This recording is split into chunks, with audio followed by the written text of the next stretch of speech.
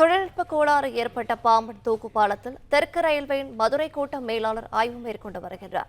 கூடுதல் விவரங்களை வழங்குகிறார் செய்தியாளர் பிரபுராவ். வணக்கம், விவரங்களை சொல்லலாம்.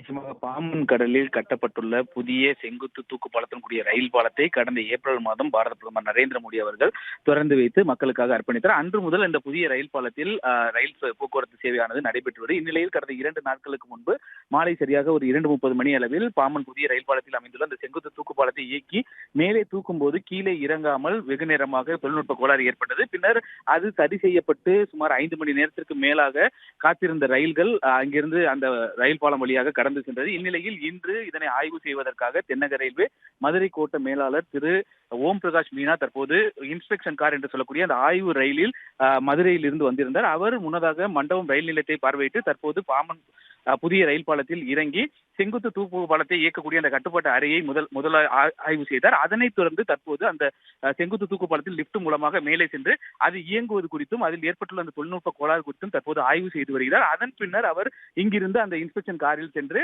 ராமேஸ்வரம் ரயில் நிலையம் உள்ளிட்டவற்றை பார்வையிட இருக்கிறார். இந்த குழுவில், அதாவது ஆய்வு செய்யும் குழுவில் மூத்த பொறியாளர்கள் குழு மற்றும் எலக்ட்ரிக்கல் டிபார்ட்மெண்ட் உள்ளிட்டவர்கள் இருக்கின்றனர். இவர்கள் இந்த தொழில்நுட்ப கோளாறு எவ்வாறு ஏற்பட்டது, இதனை எவ்வாறு சீர் செய்யலாம் என்பது குறித்தும் இனிமேல் இவ்வாறான பிரச்சனை நடைபெறாமல் இருப்பதற்கு என்னென்ன செய்ய வேண்டும் என்பது குறித்து ஆலோசனை மேற்கொண்டு வருகிறது. மேலும் ராமேஸ்வரம் முதல் ராமநாதபுரம் வரையிலான மின்மயமாக்கப்பட்ட ரயில் சேவைக்கான பணிகள் முடிவடைந்து நேற்று இரவு சோதனை ஓட்டம் நடைபெற்றது. அதையும் தற்போது தென்னக ரயில்வேயின் மதுரை கோட்ட மேலாளர் திரு ஓம் பிரகாஷ் மீனா தற்போது பார்வையிட்டு ஆய்வு செய்து வருகிறார்.